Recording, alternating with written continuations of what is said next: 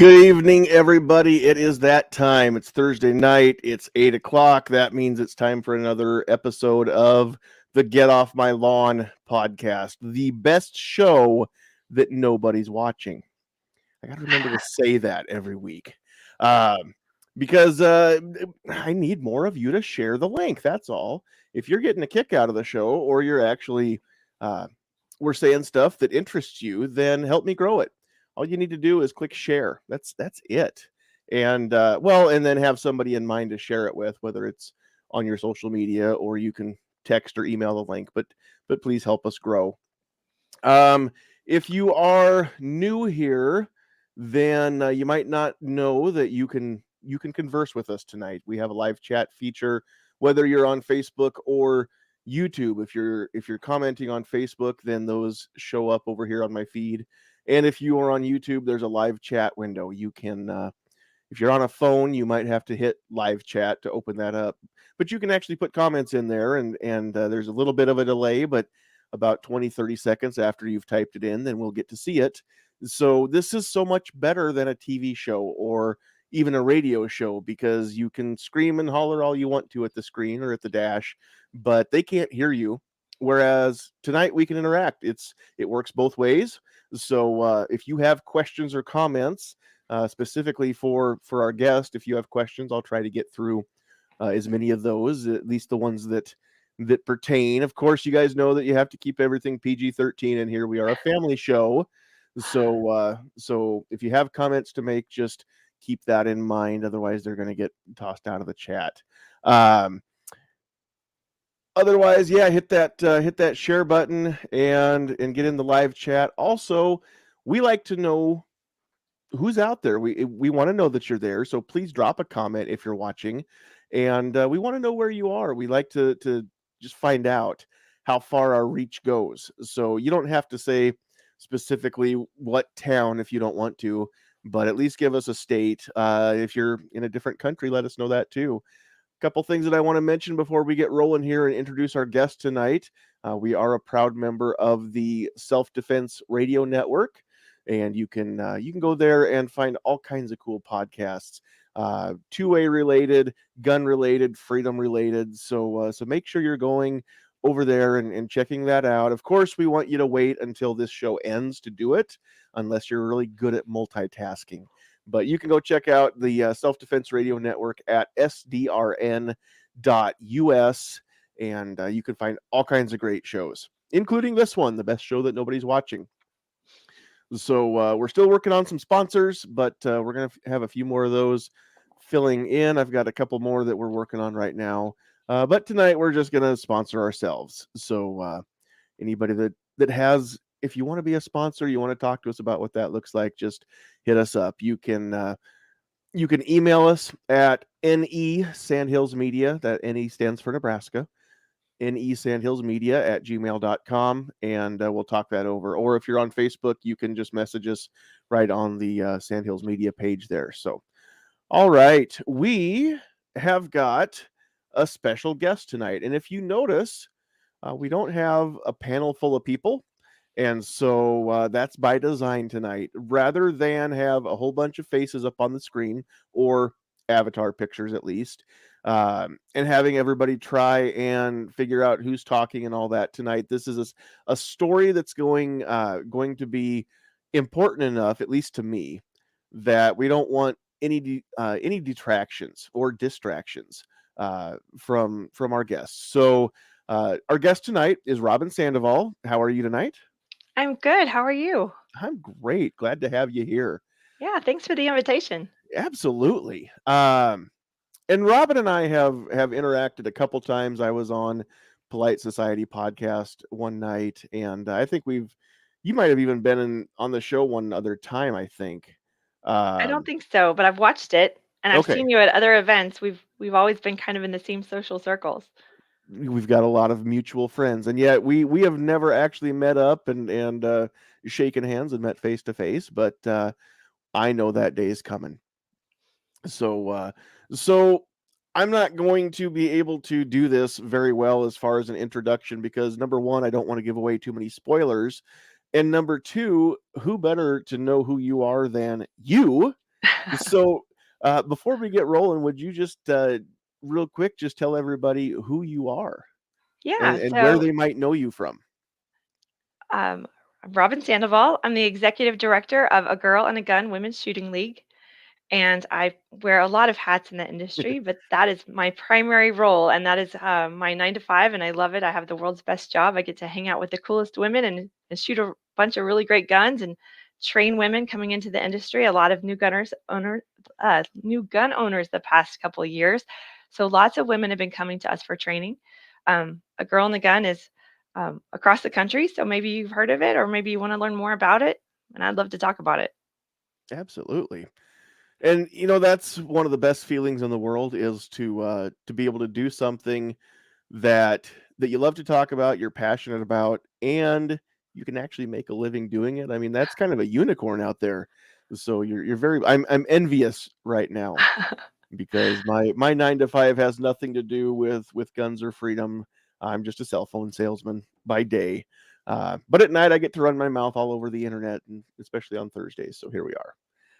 I Uh, love but it. but you weren't always a gun or Second Amendment industry. I don't know if industry is the right word, but you didn't always have friends in the same circles that I do, as far as 2A advocacy or firearm instruction or any of that. So, uh, can you just kind of go back to the beginning and just kind of tell your story? And I won't interrupt too much here while you're telling the story. And as Robyn tells her story, you out there, if you have questions, go ahead and ask them, and I will try to field those the best I can as we're going along here. Once we get a pause and we're ready for some questions.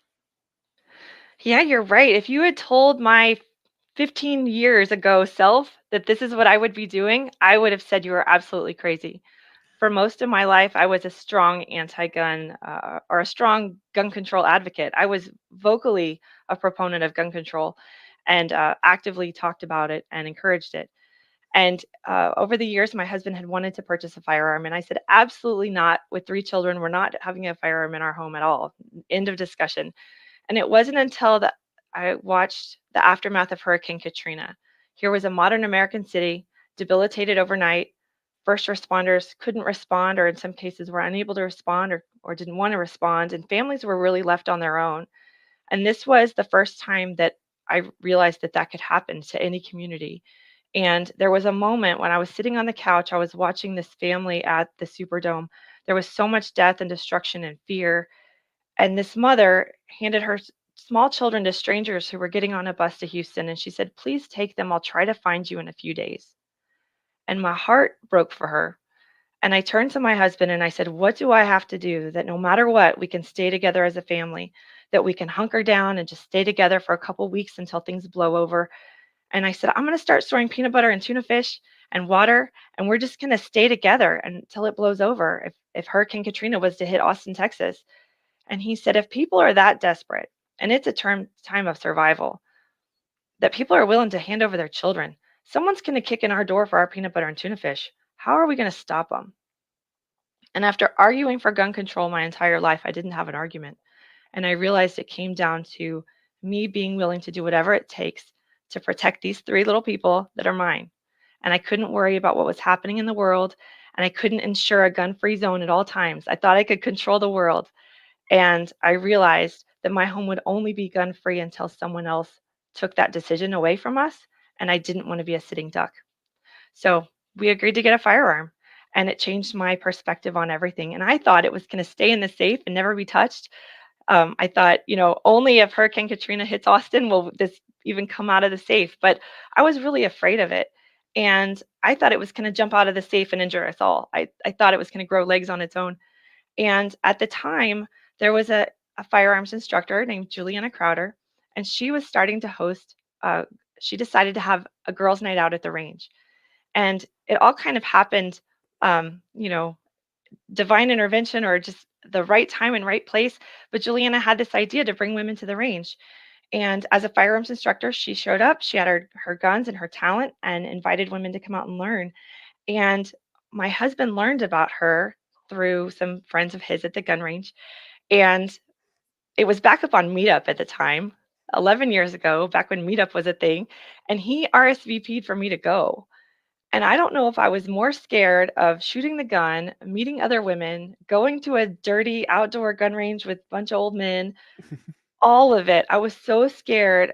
It was completely outside of anything I had ever done before. But that moment changed my life forever because I was able to go and learn about this tool, to not be afraid of it, to learn how to wield it. And more importantly, I was able to meet with other women and ask questions. How do you talk to your kids about guns? How do you secure your guns? How do you shoot your guns? What gun did you get? Why did you get that gun? And I learned so much just from interacting with those women. And then over time, I began being the one that people turn to for their questions. And I would mentor others, and I became a competitive shooter.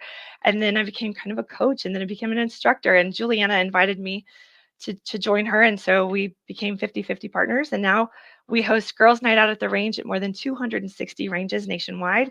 We have a cadre of female instructors that hold Girls Night Out across the country to bring women just like me in. And we've brought thousands of women. Last year, a Girl in the Gun trained 35,000 women in Wow, 2021. So that's how it happened. And that's the work that we do and why it's so important that we have these conversations.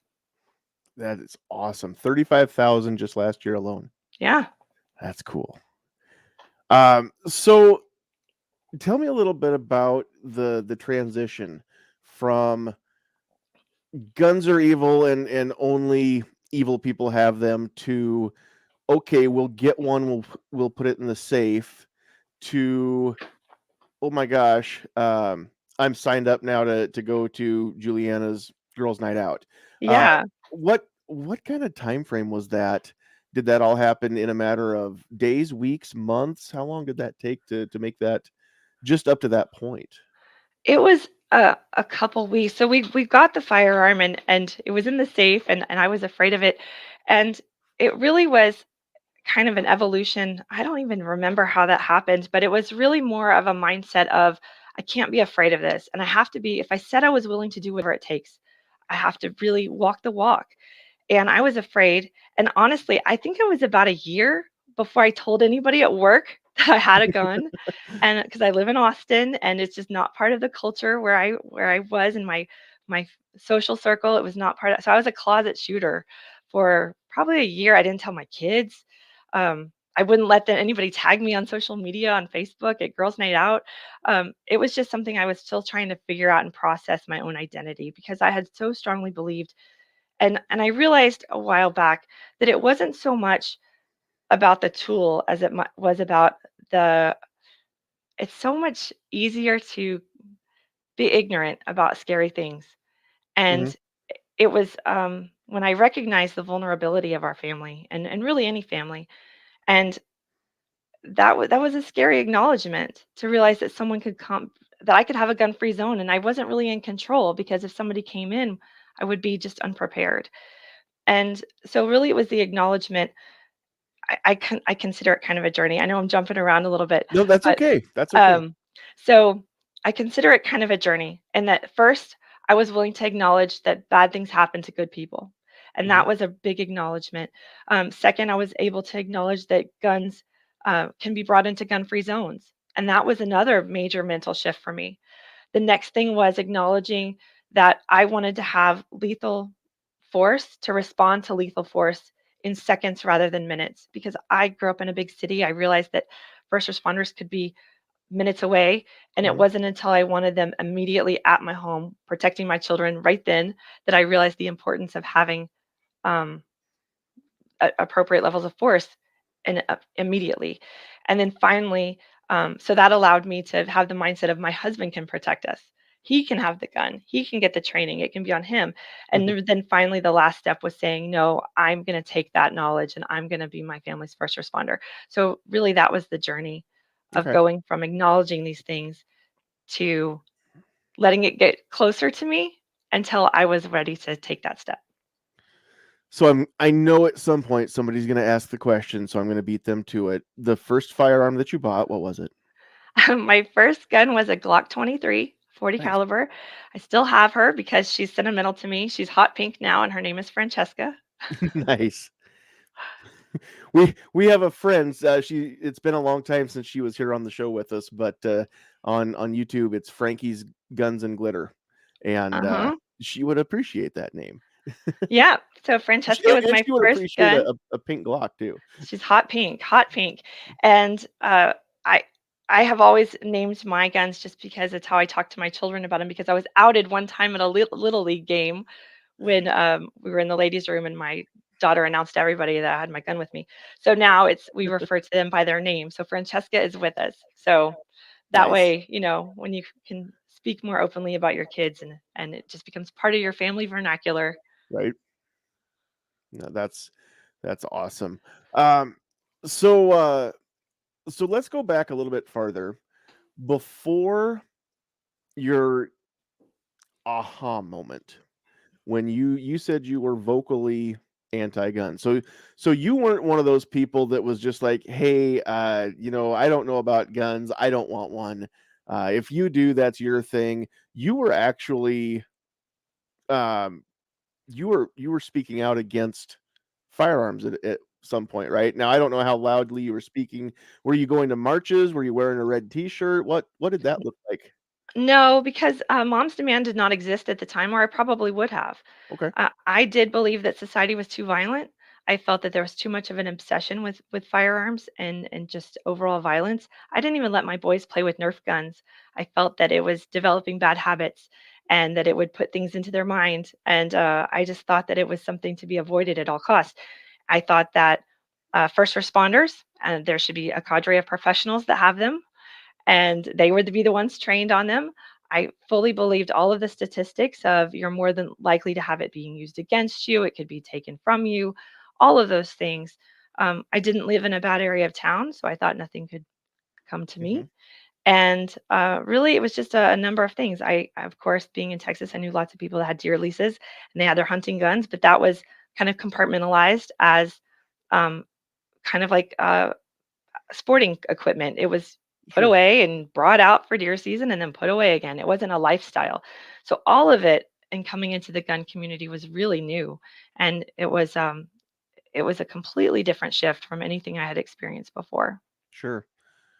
Well, and as both a hunter and a self-defense advocate, I mean, anybody who's not familiar with the difference in the tools of those trades, the hunting rifles typically are not at all ideal for a home defense situation or a self-defense situation. So, yeah, they're completely different worlds. Um, so Yeah, I in my world, the deer lease was just like the golf course. My dad yeah, would go and do business deals, and that was kind of how it was seen. It sure. wasn't really anything that we did as a family. No, that makes perfect sense. So so Hurricane Katrina happened. You realized that yeah, your peanut butter and tuna fish may be threatened. You didn't have a plan for what to do if somebody did kick in the door. Um, up until that point, well, not up until that point, at that point, when when it finally sank in and you were willing to admit to yourself that that was a very real possibility. What did that feel like? How terrifying for you, especially as a mom, was that for you? I really had a hard time with it because I felt like I sold out. I felt like all of the ideas that I had my whole life about this utopian society that I had just given up, and then I was kind of embracing the dark side. And because I used to think that it was about guns, and it wasn't until then that I realized it was never about guns. It was about not wanting violence, not Mhm. wanting bad people. I didn't want bad people around my kids or around my family, and I think all of us can kind of agree to that. We don't want that. But it was acknowledging the world not as we wish it was, but as it is.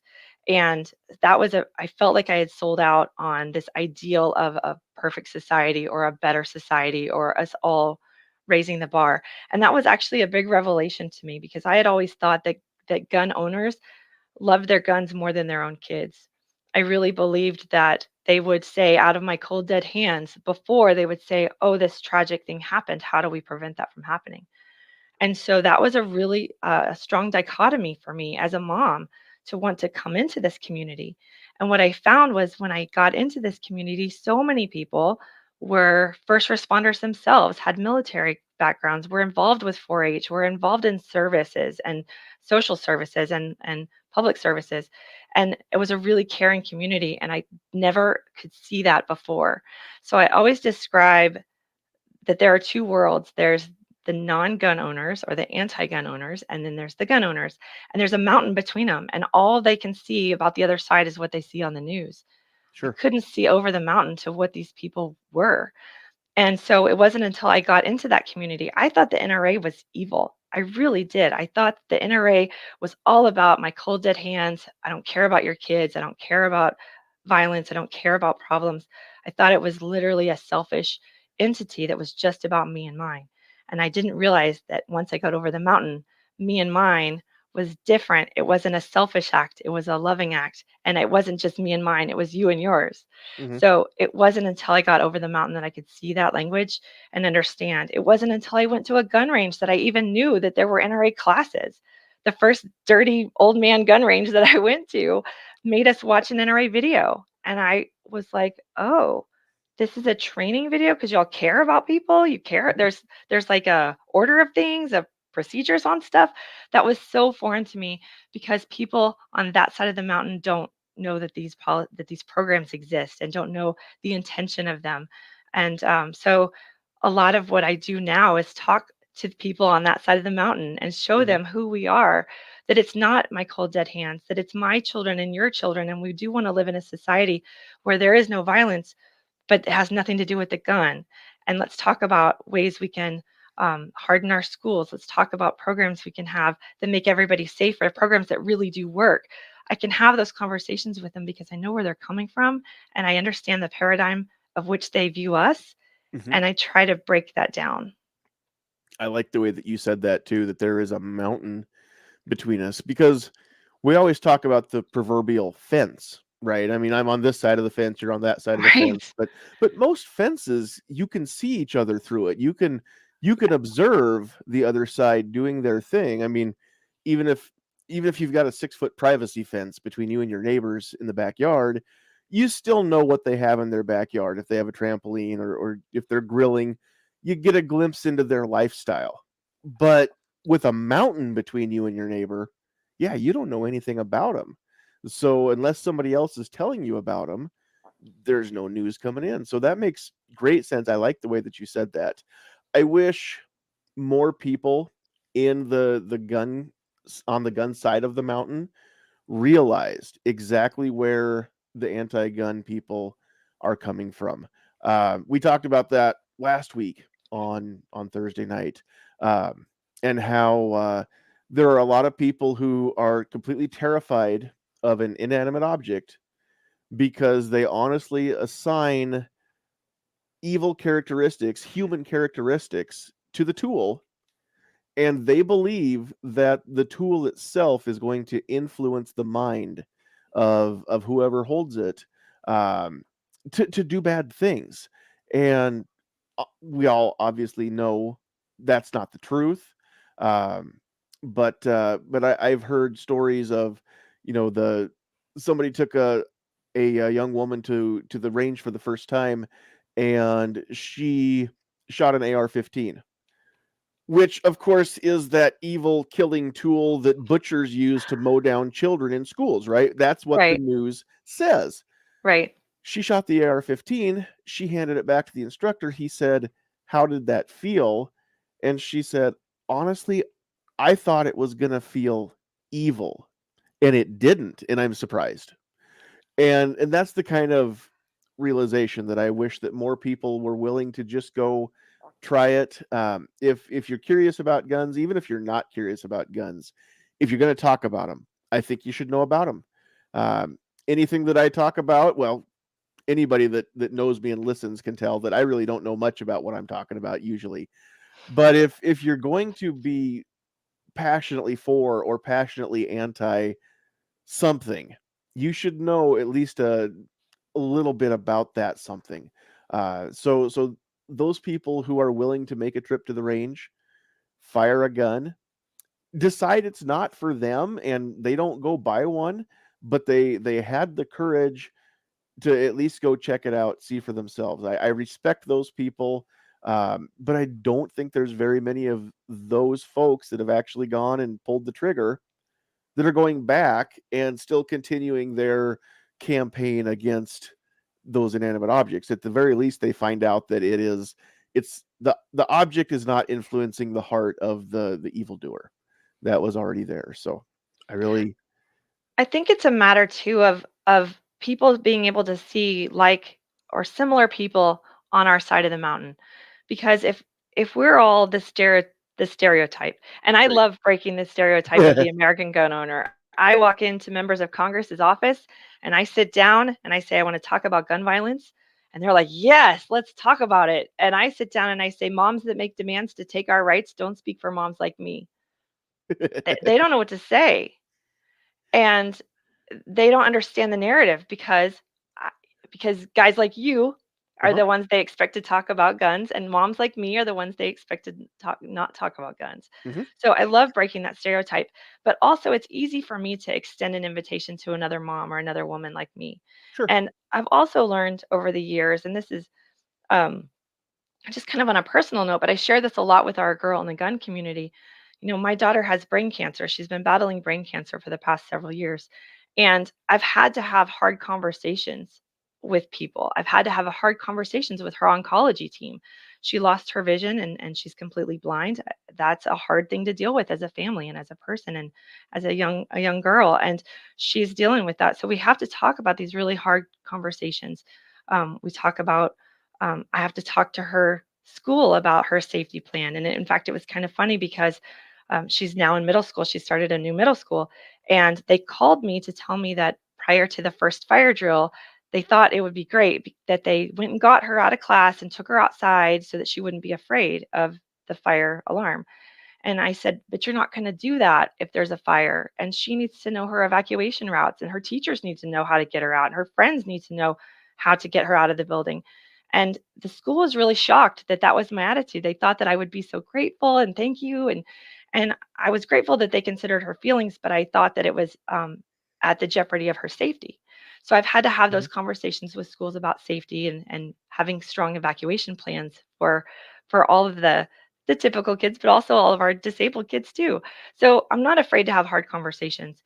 And I think having conversations about safety, about your children, just naturally, women naturally talk about our children. We talk about hardships in our lives and challenges in our lives and questions. And I really believe that one of the reasons why A Girl and a Gun is so amazing and has we're coming into our 11th year now. One of the reasons why it's so great is marksmanship skills are earned at the range. That's where marksmanship skills are grown and developed. But hearts and minds are changed at the dinner table. Hmm. And when we can sit down with other women and we can have those important conversations and we can talk about really meaningful things that that have affect our lives and our children and our safety and our future, that's where we change hearts and minds. And that's where we can extend an invitation to someone who might be afraid of guns. And we could talk a little bit more about that fear and what does that mean to you? And what do you think this tool is going to do? And maybe we field strip it down so it's just polymer and metal. And we talk about what is it going to do? And we show them. And we really allow it to be their journey. And I think that's also one of the difficulties with the mountain perspective Hmm. is many people who are gun owners don't allow a non-gun owner or an anti-gun owner to be at their own journey. You don't go from being afraid of guns to carrying hot in the chamber in one day. It takes a long journey for someone to acknowledge their vulnerability, Hmm. want to decide to have access to a variety of self-defense tools, then wanting to have access to their own personal toolbox of self-defense tools and want to master those tools. So, start with what is your family safety plan? What tools do you have? If it's not a firearm, what do you have? And then go from there. Maybe they think they're going to use a baseball bat. Okay, well, talk to me about that. How does that work? And how is that going to happen in these situations? And maybe that's not the best plan for you. What other tools are you interested in learning? Hmm. So it's really about educating and inviting instead of, I think so many people on our side of the mountain tend to criticize and judge, and we don't get very far that way. Yeah, criticism and judgment seems to be free flowing on both sides of the mountain, right? Yeah, The very of course. thing that the pro gun people complain about, the anti gunners doing some of those things they're turning around and doing the exact same thing back and don't realize it because, and we talked about this last week, both sides come from a position that they're not only that they're right and the other side is wrong, that's universal, but that they are morally and spiritually and socially right. And both Right. sides feel that way. Right. And so I wish more gun owners would just stop and think about what it would be like to be that other person. And they say before you criticize somebody, walk a mile in their shoes because that way you're a mile away. Plus, you've got their shoes. I wish, but honestly, that's what I wish more people would do. Is at least see if you can wrap your head around what they're saying, what they're feeling, and why they say and feel the way that they do.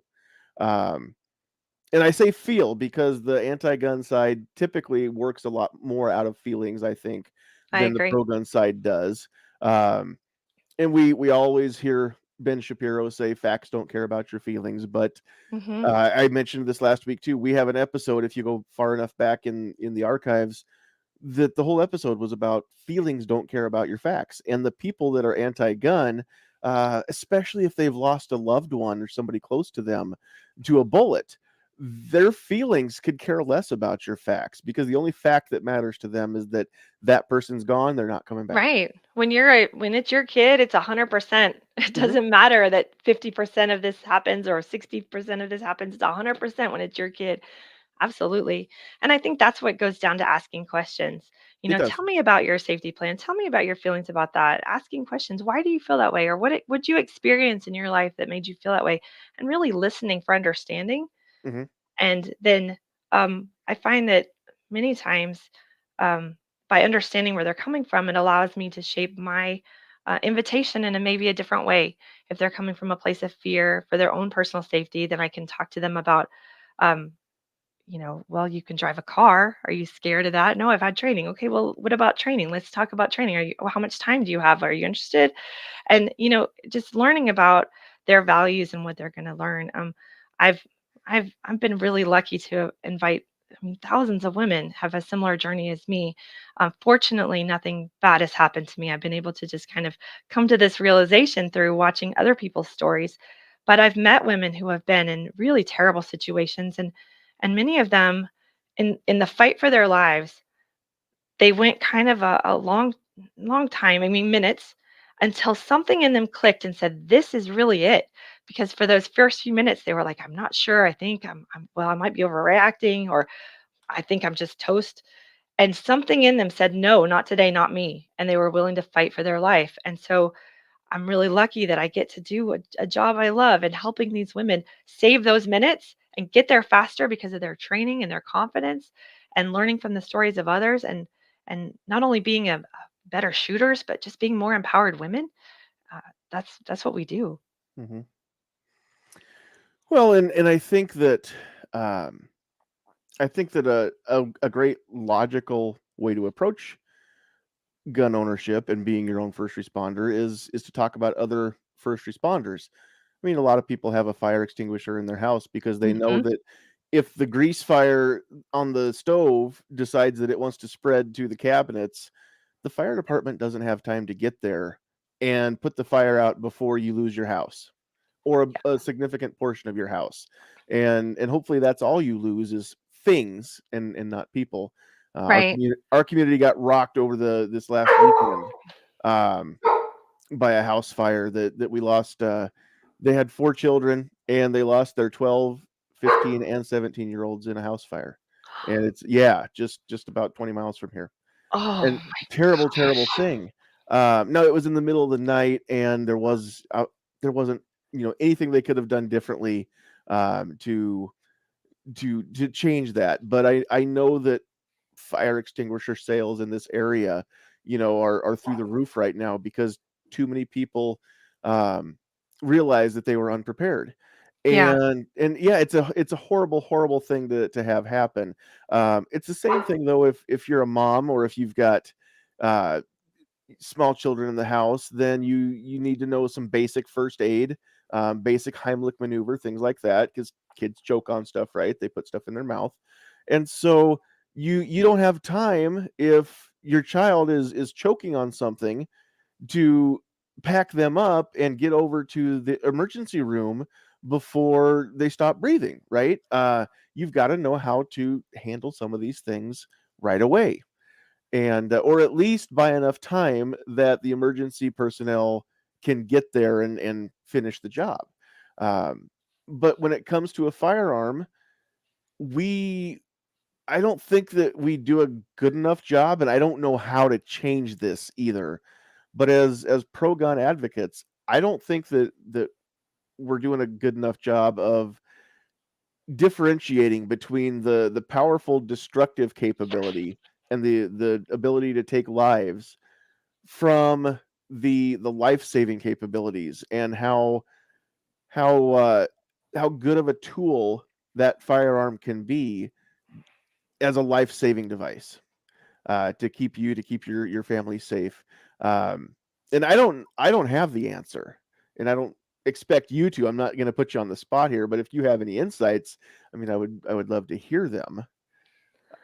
I'm But really I'm always flattered and honored when women come to me and say, I'm not comfortable with guns in my home, but I'm not naive to think that my child won't go somewhere where there's a firearm or, come across a firearm, and I want them to be prepared. And so I've done a lot of different training workshops for women who are anti-gun themselves, and but don't want to be ignorant to the fact that they want to train their children in stop, don't touch, run away, get a grown up, those kinds of rules.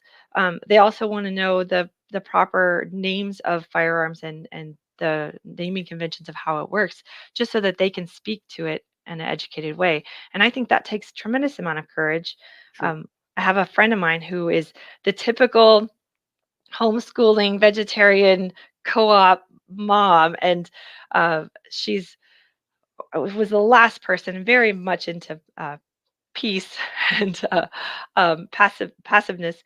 And she was the last person I thought would ever come to me for a lesson, and yet she did, because one time she was on a playground with her homeschool co-op, and there was a law enforcement came into the area because there was an armed fugitive in the area. So they were at the park, and the cops came into the park, and she thought the cops were going to come to the playground and get the kids out.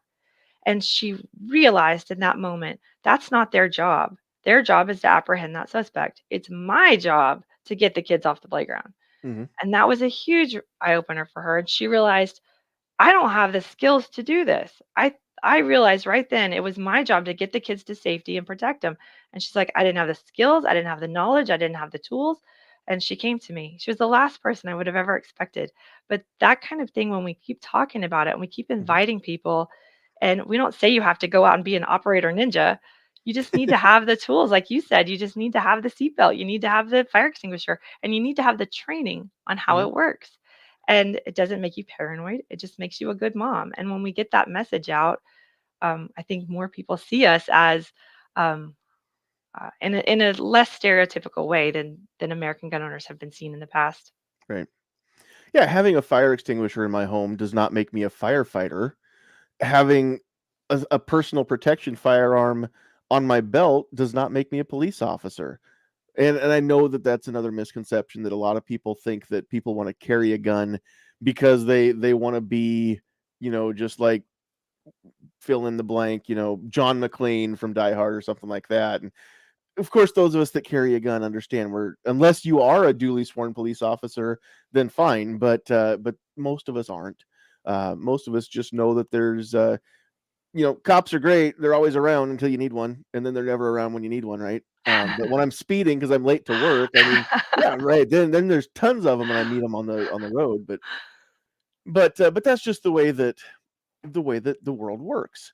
Right. Um, when it comes to what you said about having the courage just to come and ask questions, um, I kind of want to make a point, and it's going to be kind of a roundabout way that I do this, but I don't obviously have a lot of questions on firearm usage and why anybody wants one. I'm pretty good there, but I have a lot of questions that I want to have conversations about when it comes to um, different things, being part of the LGBTQ community, being somebody who is a different race than mine, Mhm. as a straight white guy and a Christian to boot, let me throw that in there. um, there are a lot of questions that I have, and I literally don't even know where to turn to get answers. I've got a few friends that I trust, that I do know that I can ask questions to, and they understand that, yeah, my question might make me sound really ignorant, but that's only because it's true, because I don't have a resource. And I'm sorry, but sometimes it feels like I'm just supposed to know, and I don't, because I don't understand, and I at least want to be able to wrap my head around something. But if I try to have a conversation with somebody about racial issues, 9 times out of 10, even if it's somebody that I know, they don't want to have that conversation. They don't want it to become a fight, I guess, or they're worried about losing a friend or whatever is the case. Um, they don't want to have that conversation. Same with members of the LGBT community. Um, that I would love to sit down and ask questions and understand where they where they are coming from, as far as civil rights and things like that, and their feelings of inequality. um and I don't have any way to ask questions, and I can't just randomly walk up to somebody at a pride parade and ask these questions without getting run out of town, right? They're very hostile to people that sometimes that want to know, and that shuts down communication, and then I don't want to ask anybody. And I wouldn't, at a Black Lives Matter protest or something like that, be dumb enough to start that conversation there either, because I know that I'm probably going to get beat up by whoever's planted in that crowd that's there to beat people up. Um, so I want people to remember, when it comes to non-gun owners, and especially anti-gun folks, they've got the same questions. A lot of folks out there don't understand, but they want to. They want to know why. I've talked to people who aren't necessarily anti-gun, but don't understand why we feel the way that we do, and why we refuse to give up things like AR-15s when people are using them to mow down children in school. And if I act like some of the people that I've talked to in those other circles, and I get mad, and I run them off, whether I shame them, mock them, or just shut them down with anger, whatever it is, then I'm not doing any bit of good to try to convince people. Like you said, the winning of the hearts and minds is done at the dinner table. Um, there are some hard conversations that need to be had, and I think in this country, having hard conversations is going the way of black and white television.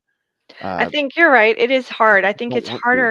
it's harder now than ever before to really bridge the gap because of social media and the 24-hour news channels and just all the things that keep people so uh, really segregated into their own bubbles. Mhm, But I think what is important, at least as a gun owner, I find that I can bridge those gaps when we just talk about guns. When we have the shared conversation of how I want to protect my family, I can mhm, talk to a gay couple, I can talk to other cultures, I can talk to different people, and we can all come together about how important it is that we have a shared belief. We can disagree on every other mhm, political topic, we can disagree on every other social topic, economic topic, but if we can both agree that I want the right to protect my children and your children and our children, and we can talk about how important it is for self-defense, especially in a lot of cultures where the gay community, we talk about this a lot, and how in the trans community we have a lot of trans women that are members of a Girl in the Gun. They have a greater need for to protect themselves mhm. because they could be the victims of hate crimes. And we always say it's not our job to judge your lifestyle. It's our job to make sure that you're a safe and proficient use of firearms. Mhm. So I think if we can stick to the topic and not derail, but we can build those bridges, and I think a lot of good relationships, and then it becomes respectful. You can Yeah. have these good relationships, and we can talk about our shared values, and then we can kind of sprinkle in ways that we're different, or maybe avoid those topics for a while until there's established trust there. But it does take time, and it does take everyone being open to those conversations, and then really focusing on the things that we have in common. Yeah, and if there, and I wasn't meaning to try to mix the gun conversation with those other conversations in what I was saying, but if there was one thing as a gun owner that I could get across to anybody and everybody is, I don't care if you're an old white guy like me. I don't care if you're a female. I don't care if you're gay or trans or black or purple with orange stripes. I don't care.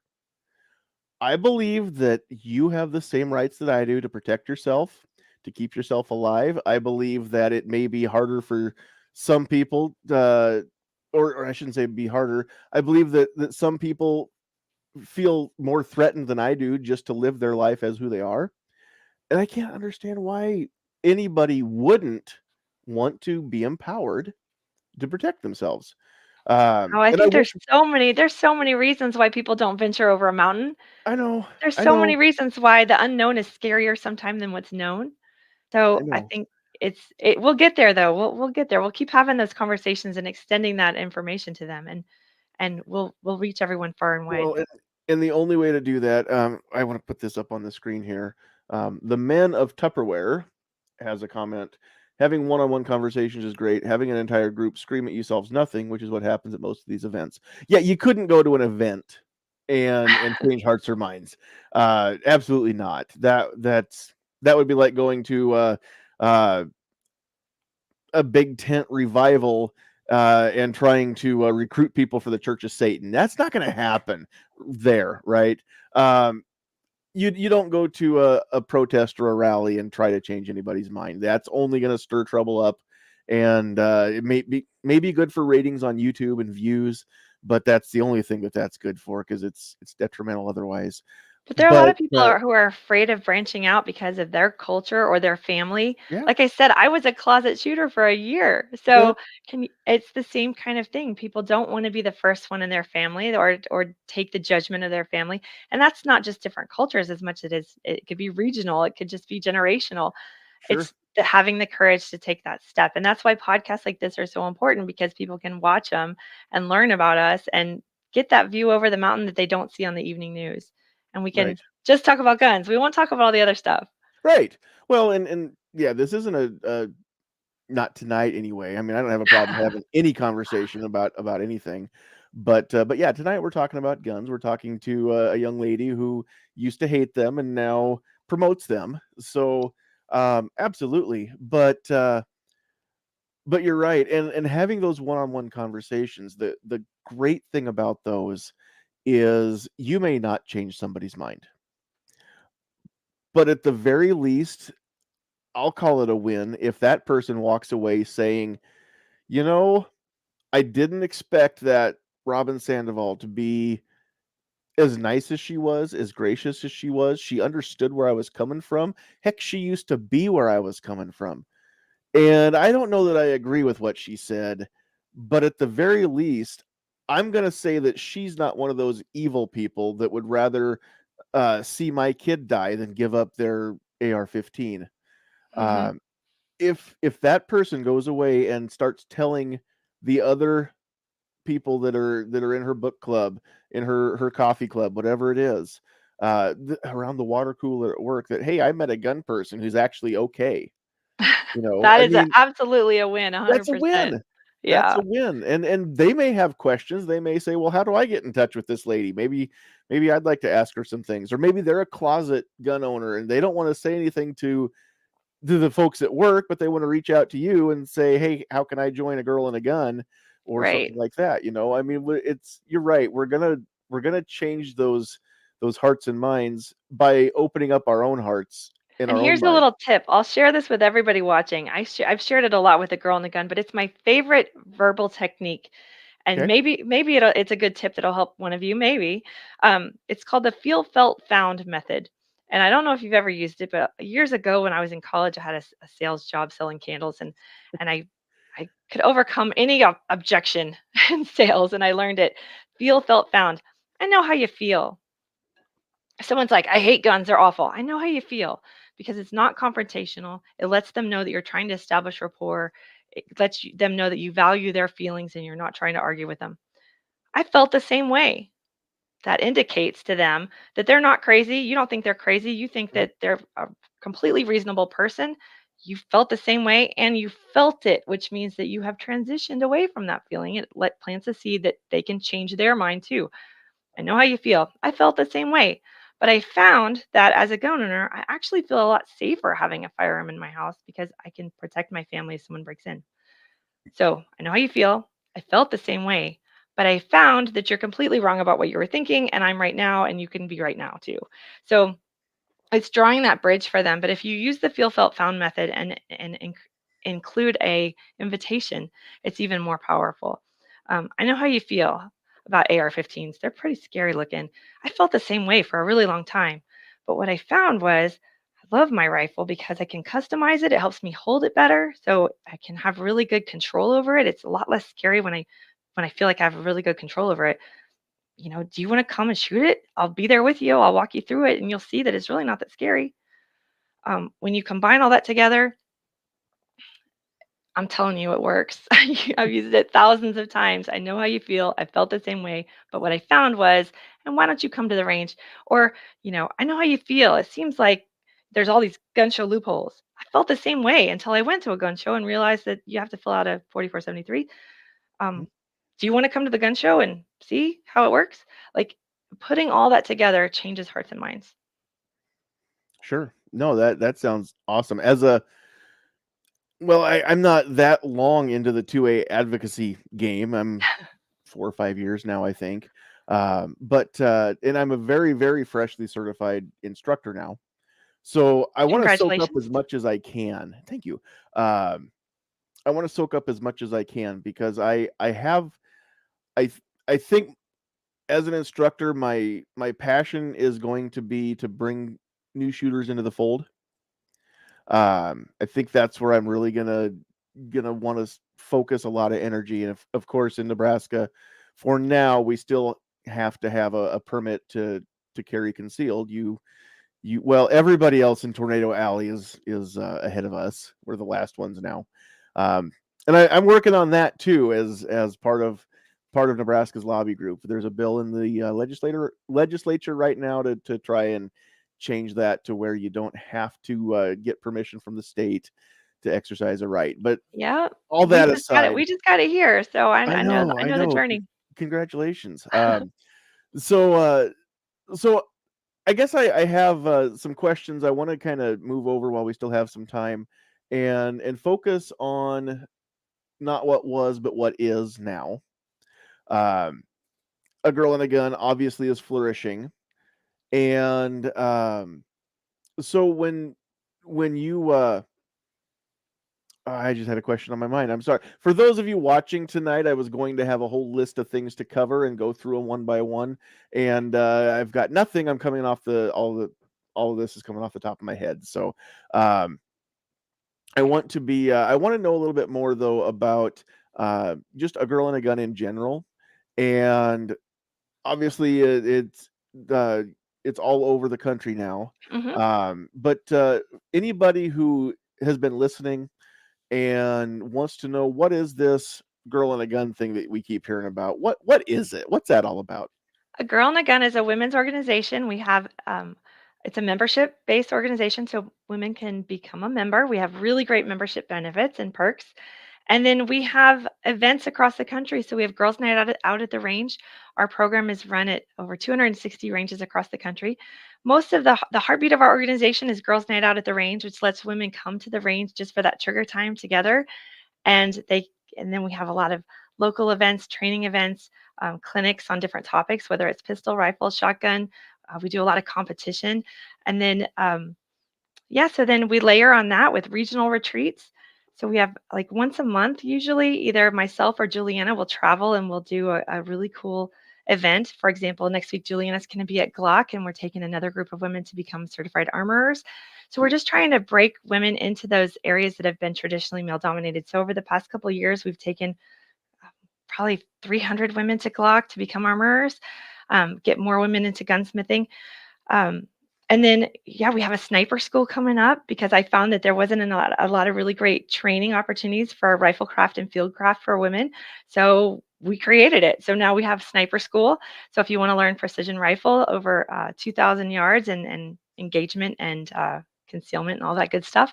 So if there's an opportunity that we want to do and we just haven't found uh, a lot of opportunities for women in a certain area, then we create it. We break those barriers and let women learn. So we host the only all ladies three-gun match in the nation. We have that in every October. So we have about 123 gunners that come out and Wow. all women. And just a lot of the stuff we do is about giving women opportunities to come together for training, for competition, for recreation, just to have fun because I it's very serious training, and of course, self-defense is a very serious topic. But we really feel that when you have fun with other women and you have fun at the range and you really enjoy the act of shooting and the art of shooting and the science of shooting, it just becomes so much more fun. And then finally, community. It's getting to be with other women and to have that camaraderie and the support, and just it's just an incredible group across the country. So I encourage anyone who wants to learn more about us to find a chapter near you.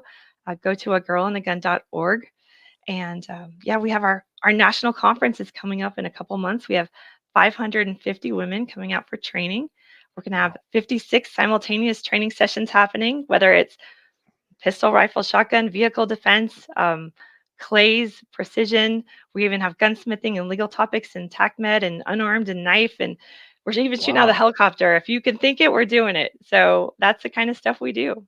So so all I have to do is just decide that I identify as a woman, and I can that might be a Well, stretch for me. No, that fortunately, sounds awesome. yeah.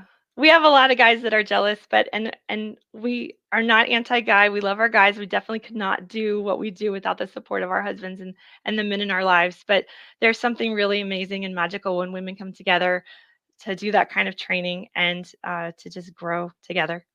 Well, and tell me a little bit about, because I'm sure that there are going to be people that are going to listen to this.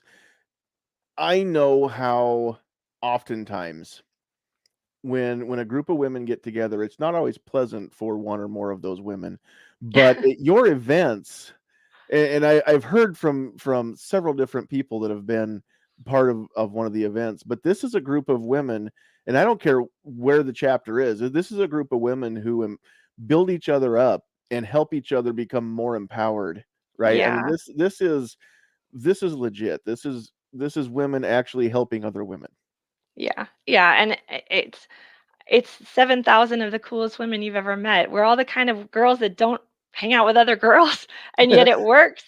We all like doing all this stuff with the guys, but this is something we do together. Just like some women go to bunco or book club or whatever. We actually have a book club, a girl in the gun book club, but there's different activities that women do, and this is just one that we do when we're bonding over our love of shooting and different shooting sports and defensive training and all that good stuff. But you're right, there is something very special about our organization. Our motto is it's more than shooting, and that came about because in 2015 it was a little over a week before our national conference when my daughter was diagnosed, and she was rushed into emergency surgery. And the I couldn't go to conference. It was our national conference. And so I handed over my spreadsheets and I said, you guys have to figure it out. And I was in ICU with her and I thought we were going to lose her. And it was the Wow. scariest days of my life. She had just turned 5. And I realized that all of these women had gathered in my town, and they were the strongest army of women I could have ever assembled for those days to get me through it. I'm going to get emotional thinking about it because You're allowed. when we I would be in the hospital and they would cease fire on the range and text me pictures and just say, "You're in our prayers. You've got this. We're here for you." And it was a few days later. My daughter was stable and she was still in ICU, but my mother-in-law was there, and so my mom and my husband drove me out to conference to see the ladies. And we were at a tent. It was like a big circus tent. There was dinner, and I walked into the tent and it was really quiet because everybody knew I hadn't like eaten or showered in like 6 days. Like it was just a really hard time. So they were all like, brought me food and were staying away. And I went up and I took the mic and I said, I just wanted to come out and see you guys and thank you for being here for me. And someone says, you need to come outside right now. And we all walked outside and there was a giant rainbow over the circus tent. And that's where our motto, it's more than shooting, came from, Wow. because it's women coming together as mothers and sisters and daughters and friends to support each other in their journey. Now, whether that journey includes firearms or not, it's about helping you live your most impactful and positive and empowered life. And that's really what we do. And I've learned throughout my journey, and Julian has supported us all in this, that life is too precious and too short to fight over things that aren't worth, that don't matter. And so we really focus on our Second Amendment rights, time with our families, time investing in good gear and good training for ourselves, and all of that stuff to live our best lives. That is awesome.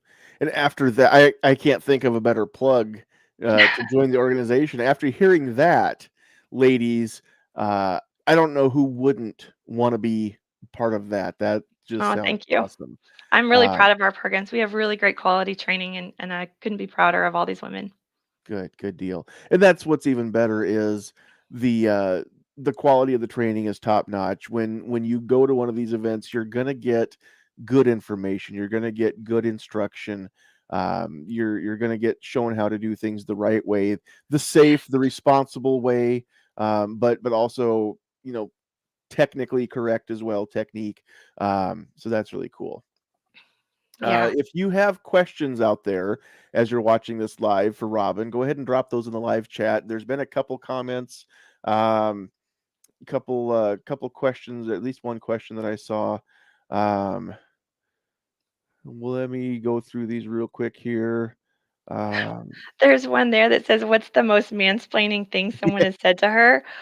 Oh man, there I have been mansplained so many times. It's kind of funny though. Like I said, we're going into our 11th year, and now I don't really have to engage men as much as I used to. Back in the beginning, I was very eager to show them how much I knew, and convince them, like, wave all my credentials and my instructor and my training, and all the amazing instructors that I've trained with over the years. And I thought that if I waved my CV or my resume, it would give me some clout. And now I'm able to. I guess it's just the confidence of being where I am in the industry. I just say, Google me, and we'll talk later. Like, you go that's figure it awesome. out. Google me, and then when you're ready to sit down and actually have a big boy conversation, we'll do that. And so I don't say it in exactly those words. I'm usually a little nicer, but that's what I'm thinking inside my head. Um, but yeah, there's always going to be somebody who has to tell you. In fact, it happened last week at SHOT Show.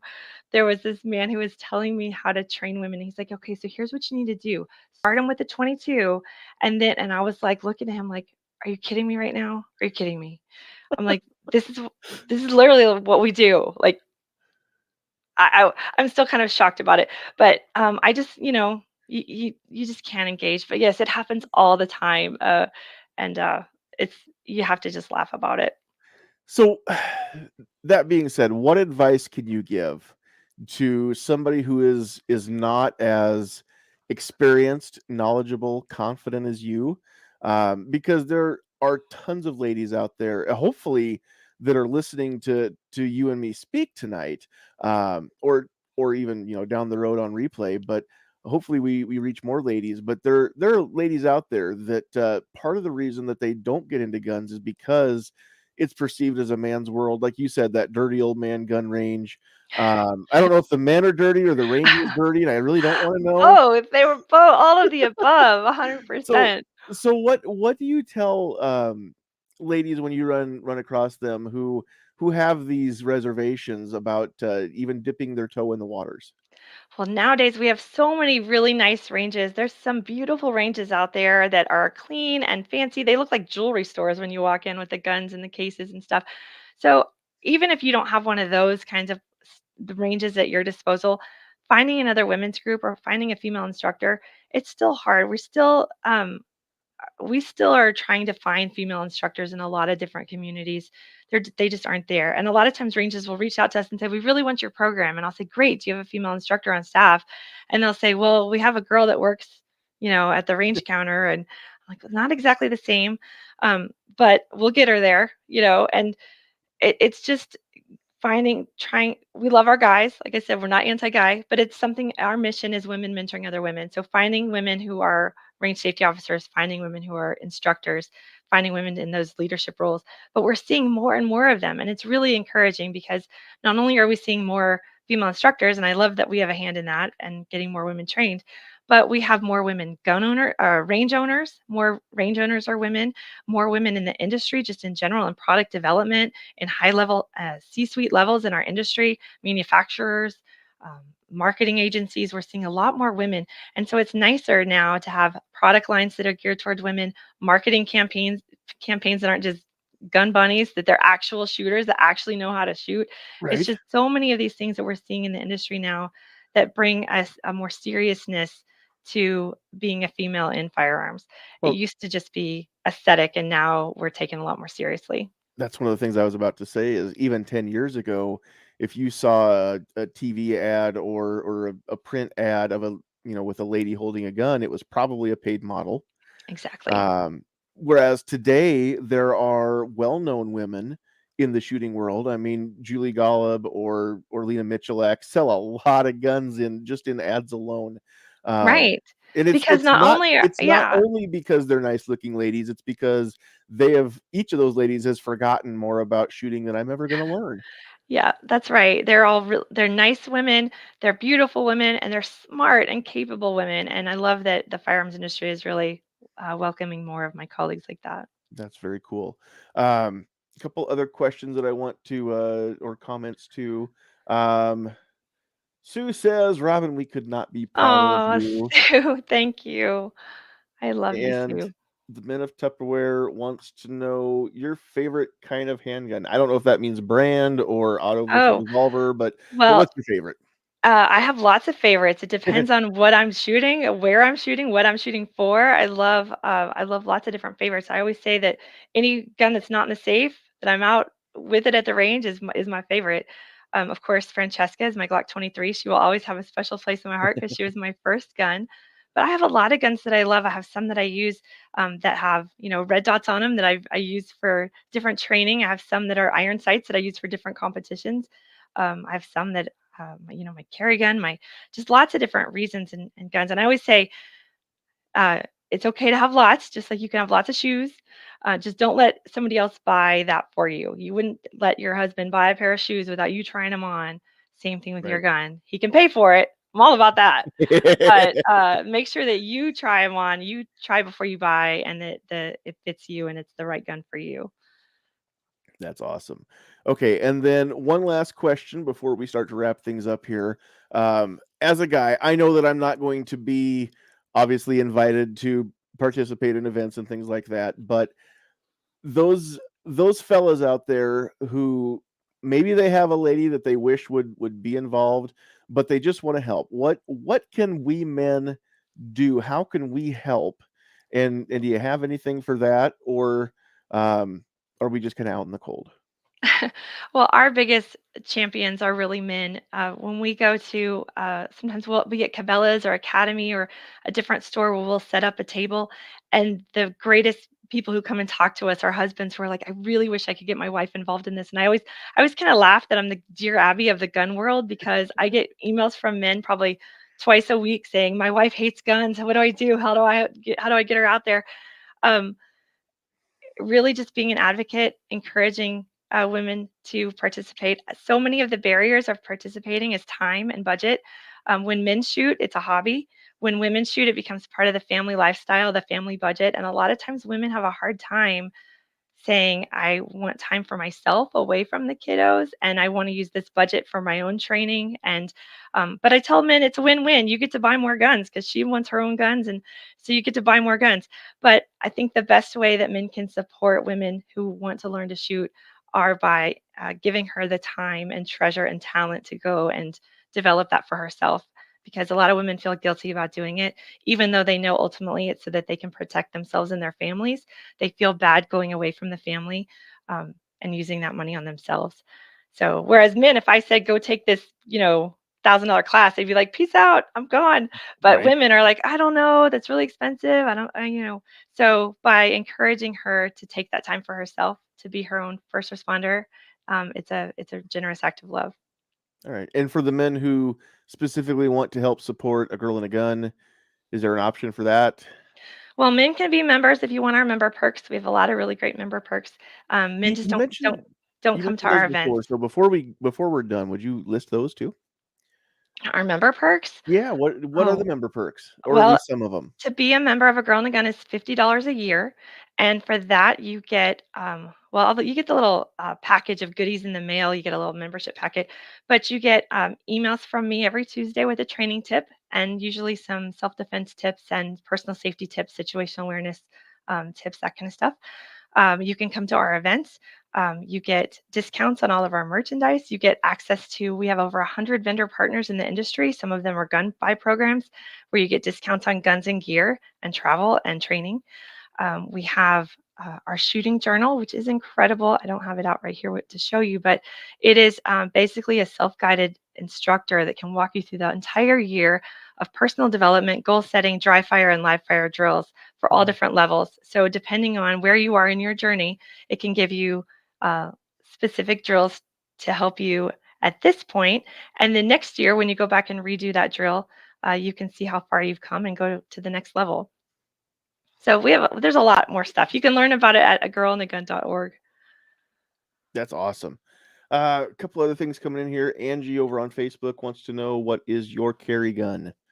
Well, my new carry gun is a Glock 48 MOS. So that's what my go-to is right now. I just got an Enigma holster system, so I've been training with that. So that's my latest go-to. So for people that don't keep straight all the different numbers and Glock models, it's the thin one. Yeah, it's the It, slim it's line it's the same footprint basically as a Glock 23 or a Glock 19, but it's 19. just Yeah, skinnier, right? And yeah. MOS means that it's got the option for a red dot sight. So what is it about that gun that appeals to you?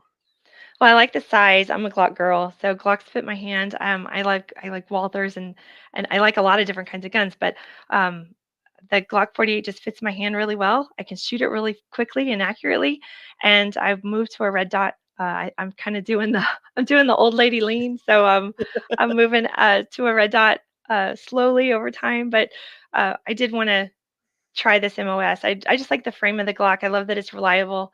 Like I said, I've taken an armorer's course like 4 times. I just love tearing down Glocks and working on them. So, um, yeah, I like the 48 because I like the full sizeness of it. The full Mhm. sizeness, is that a word? It is But I now. like the slim line so that I can conceal better. Because with the Enigma, if y'all don't know the Enigma holster system, it's really great. Um, it's this it's an amazing holster system that fits to your body instead of your clothes. So it actually is like a belt that goes around under your clothes. So it doesn't matter if you're wearing yoga pants or if you're wearing a dress or you're wearing jammies or a scrubs or whatever. A lot of those different types of garments are really hard to conceal with. And with the Enigma, it fits more into your body. So I've been using my Glock 48 with that. Very Good cool. So that stuff. brings up another question that I have. Um, for the concealed carry game, Hmm. I know that it's degrees of magnitude or orders of magnitude more difficult for ladies with fashion than it is for dudes. I mean, I can throw on jeans and a loose t-shirt and cover up, whatever I have in my belt, and I'm a big guy, so I can hide things with my bulk anyway. But typically guy clothes are all pretty much the same, and we may be shaped a little bit different, but not so much. And ladies come in all shapes and sizes, which is what's great about women. But one of the many things. But that makes it very, very difficult. There is no one size fits most or one method fits most when it comes to concealed carry, especially if it's on body, which we all recommend. It's better than off body if possible. So does a girl in a gun have options there, resources there, where people can reach out and say, hey, this is my shape. What is what are some of the better ways to carry on my person? Yeah, that's the beauty of girls' night out at the range is you get to talk to other women about what works for them. Because inevitably, all of us who have been in the industry a long time have a drawer full of holsters, and we can talk about what works for me and what didn't work for me or what I liked about it, and try and save somebody that time and investment in trying to find different holsters. But never before have women had so many options, which is really, really encouraging. So I have different guns that I carry in different holsters in different area of the body. So if I want a bra holster or a appendix holster or an off body holster, that is an option. And it's all about training. So I think a lot of men will criticize off body carry, and no one's going to tell John Farnham not to carry in a fanny pack or not, it just is Right. different when it's women. Men feel really passionate to tell women not to off body carry. But if you can take an off body class with someone like Vicky Farnham and come to a Girl in the Gun event and learn about the safe and efficient ways to off body carry, then it actually can be a viable option for you if that is your option. For a lot of women, that is their only option. And a lot of times, this time of year, especially with bulky jackets and big poofy coats, you can't get to something that is under a bunch Sure. of layers. So off body carry is a safer option in some conditions. And knowing that and having the opportunity to have training with that from some of the best in the industry is really it's such a gift that you can give to your loved ones or for even yourself to try different holsters in different area of the body that meet different needs for different wardrobe. If you were to carry ankle or thigh or whatever, you still have to have the training to know how to access it. And you have to be real with yourself of, do I have the physical ability to get down and draw? And is that going to delay my response time? And there's pros and cons of all of it. So it's making sure that you are educated to make that personal decision for yourself. Sure. That's awesome. Um, what was I about to say? I had I just laughed at her mansplaining. yeah, I just read the same thing, and thanks PNW for throwing me off track a lot tonight. But I got to put this on the screen. Off body carry criticism is very mansplaining y. Yes. Well, I think it's just a matter of anybody making a decision about somebody else's concealed carry options. Like, it's just one of those very personal decisions. You know, you have to be able to make that decision for yourself with confidence so that you want to carry and that you know that you can protect yourself. Mhm. And it's something that a decision somebody else can't make for you on what's best for you because of your body and your clothing and your abilities or disabilities. Everybody's kind of in a unique position, and no one can shame you or judge you for how you choose to carry if you're doing it for all the reasons that you know to be right. All right, and just like which gun is going to be the best for you? I mean, you're right. You should never let somebody else tell you what's going to be the best for you. You need to find that out yourself. The shoes that I like might not work very well for PNW Woods. His feet may be different, right? And yeah, ladies, you wouldn't let your husband or your boyfriend pick out a pair of shoes for you or pick out a purse for you. Well, you probably shouldn't anyway. Well, they Um, might, and they might have great taste. I know a lot right? of men that have awesome, and they can pick the right gun and pick the right shoes and all of that, but it still is your own personal decision. So make sure Mhm. that you But guys are vested in that. the method of carry as well is Yes, where I was going with that is 100%. yeah, that's it's a very personal thing, and it is for guys too, but we tend to talk about these kind of things among our circles, and maybe you ladies do too. But just thinking about some of the ladies in my life that I don't know how where they carry, and it's their business. I'm not going to ask because again, that it could change daily. You never Sometimes ask a woman her age, her income, or where she carries, or there how you she go. carries, or if she's carrying. You just There you don't ask. go. Um, but that again, these are all things that if you're not sure about or you have questions about, there are places you can, especially if you've got a Girl in a Gun chapter close to you. And if there's not, I think I know the right lady to talk to get one started. If Yeah, we can get somebody's one wanting to get started. that. But even if there's not a chapter near you, we have a very vibrant e-chapter. So ladies all over the country can join and participate. I host a virtual discussion pretty much weekly, and we have online discussions. And so ladies can log in and participate in those discussions, whether it's personal development or a skill. Next week, we're talking about verbal judo de-escalation techniques. Oh, The cool. week after, we'll be doing pistol skills. So, walking through some dry fire drills. So, even if you can't be with us in person, you can always come on virtually and learn a whole bunch of stuff. Wow, I want to join just to get some of this knowledge. And I'm not going to ask you to give me a lot of tips now, but feel free to reach out to me with any tips, tricks when it comes to um, training females because in my area, I don't know how many people of color or instead of LGBT, because I can never get all the initials right, I say the rainbow community. But I don't know how many people of color or people from the rainbow community are going to reach out to me for training. But I know several, in fact, more women than men, just in the couple weeks that I've been discussing things on my Facebook page about being an instructor. I've had way more women than men reach out.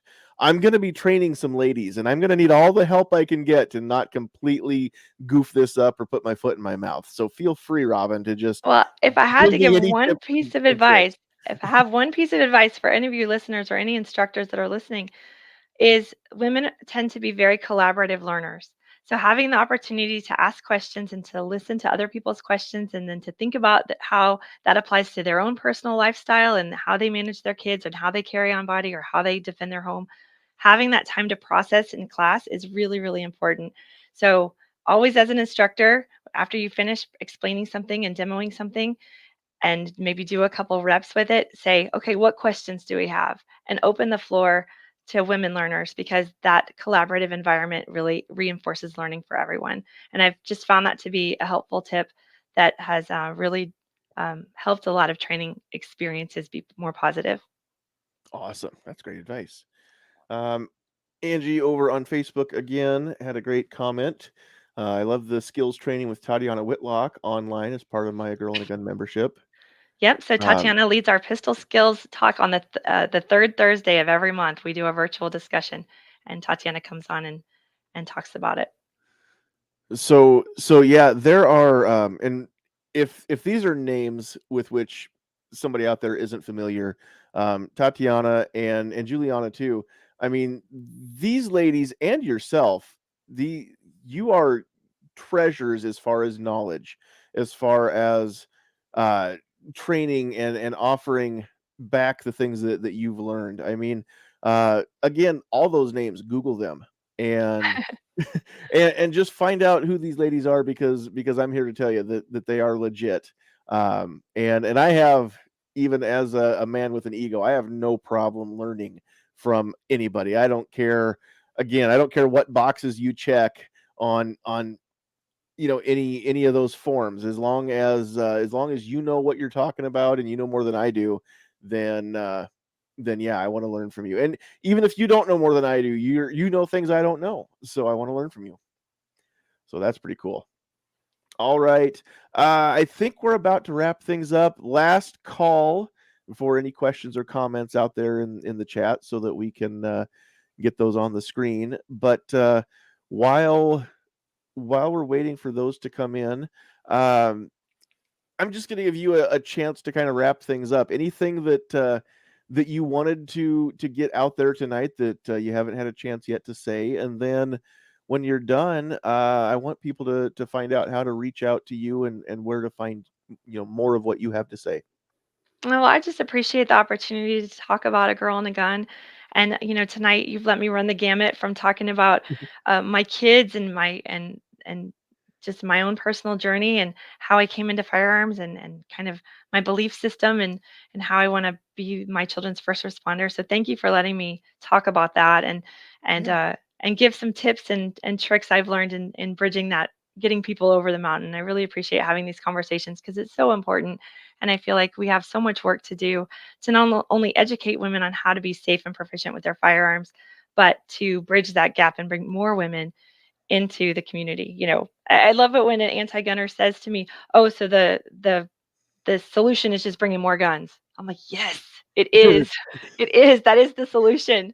And it's just I love changing the stereotype of the American gun owner. So thank you for all that you do to give me this platform and share it with your listeners. I appreciate it.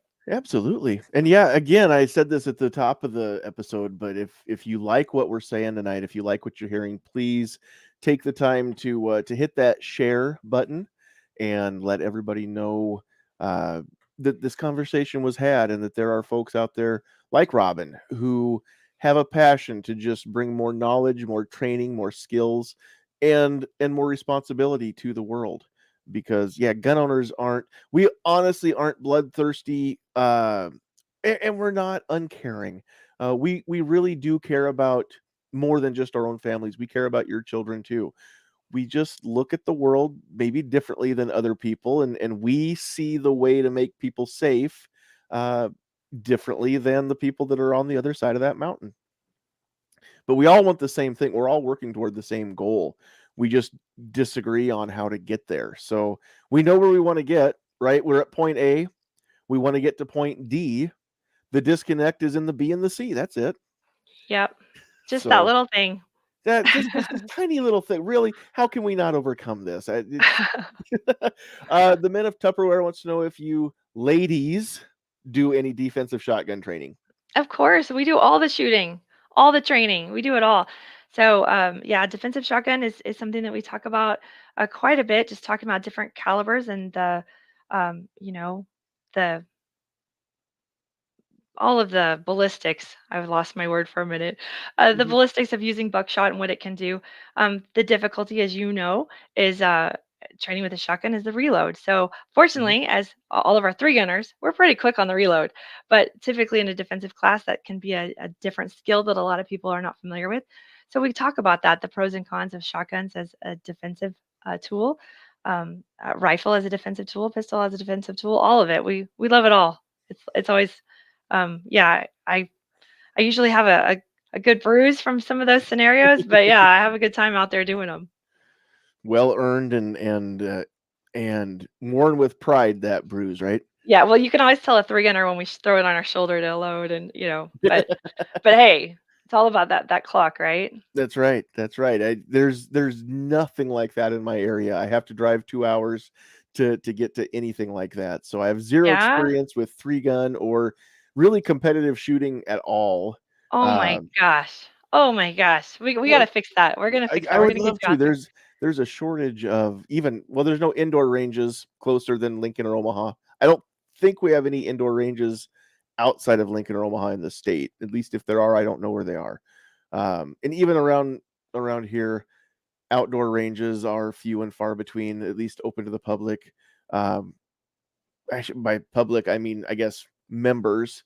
I'm sure there are people that have great ranges on private property that they don't offer memberships to, but Right. yeah, to even find a place Well, to hold they're a out match. there. There's a lot of ways to get into competition, and I'm sure they're around. And we just need to find them for you because there's going to be IDPA clubs and USPSA clubs and three gun clubs. And I love ASI. It's a sport that I've been shooting all the time lately. My son and I go to a ASI match every month, and that's just a really fun entry level.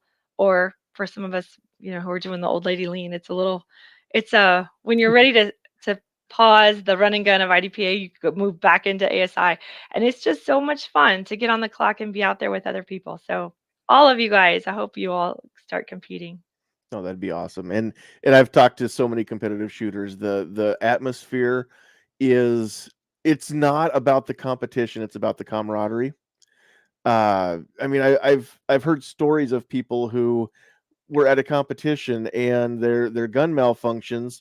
Somebody else who is in that competition, a direct competitor, Mhm. will hand them a gun and say, "Here, shoot the next round with this one." And everybody helps everybody.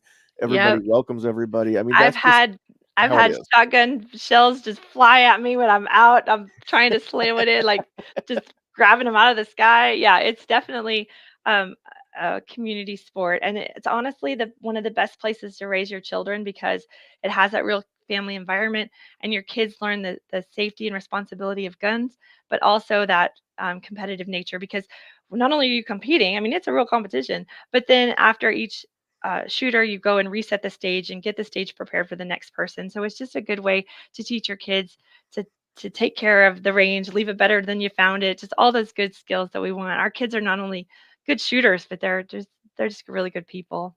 That's awesome. Very, very cool. All right. I don't think we have any other questions or comments coming in. So again, go check out agirlinagun.org. And Yep. if you're on the YouTube side, I pinned that at the very top of the live chat, so you can get to the website there. Um, if folks want to hear more about or more of what you have to say, outside of A Girl and a Gun, where else can people find you or reach out to you? Well, I can be found at All Things a Girl and a Gun. I'm also on the board of directors for the DC Project. So any woman who wants to get involved in um, talking with legislators and doing a little more advocacy work, I'm happy to talk to them about that. But pretty much that's where my life is at a Girl and a Gun headquarters, running a Girl and a Gun events, living the mission, living the dream. Very, So very at cool. girlandagun.org. All right. So go check that out. And I did post that on Facebook as well in the chat. So the website is out there in both places. So go check that out. And yeah, we want to know if you have any other questions. If you're catching this on the replay and it's not live, but you have questions, go ahead and put those in the comments. And now you can reach out directly to Robyn through a girl and a gun. But if you have questions, if you have comments, go ahead and post those even after the fact, because we want to know what you have to say. If you agree with things, disagree with things, uh, feel free to make your voice heard. We are all about that here. Um, all right, Robyn, this has been awesome. We've gone from we know who each other are to I really feel like I know you now. Did we just Um, become best friends? yep, We have so much room for activities. we're gonna go do karate in the garage now. No, this is awesome. And I want to put this out because I want to have more conversations with especially folks like Robyn who started off life as anti-gun. I want to hear more stories of that transition. What was the turning point? What was that aha or that light bulb moment? I'm always all about finding the why, the WHY. I want to know why somebody has gone from one end, or from one side of the mountain to the other side. What made you climb it? So if that's you, reach out to me. Again, you can drop an email at nesandhillsmedia@gmail.com. If you're on Facebook, you can just message directly that way too. Either way is fine, but I want to know. I want to hear about your story. I want you to come and talk about that. And if it's not you, but you know somebody, please share this with them and let them know that invitation is out there. Because and it doesn't have to be somebody pro gun. If somebody's still anti gun and wants to have a real conversation and wants everybody else to be able to listen in on it, I'm okay with that too. Um, I've never had anybody take me up on that offer yet. Um, but no, this has been really cool. So thanks for everything that you're doing.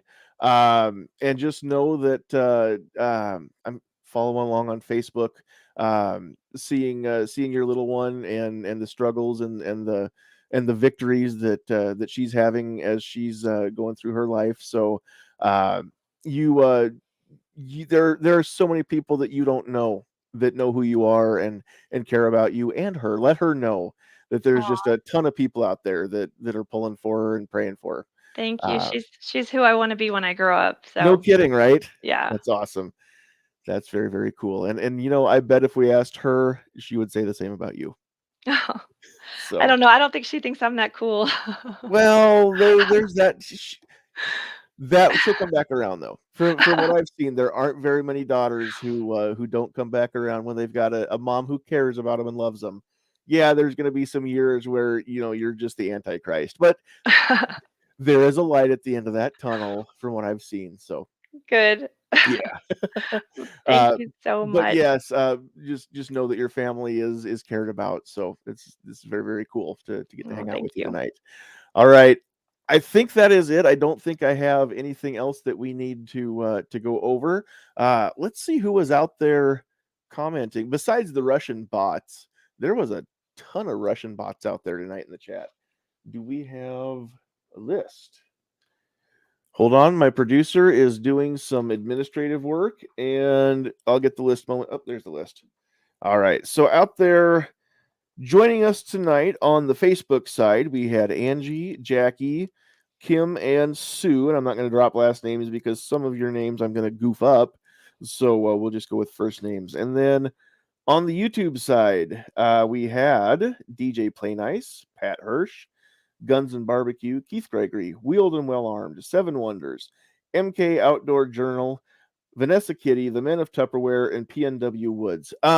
For those of you that don't recognize MK Outdoor Journal, that's formerly known as Budget Guns and Gear. He mentioned out there in the chat tonight that he lost his daughter. It was a car accident. In fact, what he said was he's not calling for the banning of assault trucks. But if you know him or know who he is, even if you don't, the anniversary of that car accident was just a few days ago, or just about a week ago. So this is not a fun time of the year in that household, because they lost their beautiful teenage daughter. So just keep them, if you're going to pray for Robyn's family, but pray for MK Outdoor Journal's family as well. And just because it's a rough time of year for them to get through. So they do it. Obviously they're coping, but just keep them in your prayers. All right, we will give that back. And I think that's it. Next week, we've got a few guests lined up. I think I've got to confirm with them, but we should have Tom Knighton, very, very well-known author. And then Matt Mallory, if you know the show Meet the Pressers, he is one half of Meet the Pressers. So we should have those guys along with maybe a few of the usual suspects. But we're going to talk about constitutional carry. That's a hot button right now in Nebraska. And where else? Ohio, Georgia, Alabama, 7 or 8. Yeah, 7 or 8 states this year. And so we're going to talk about constitutional carry and why people are against it. Not only anti-gun people, but even some pro-gun people are against constitutional carry, why we're for it.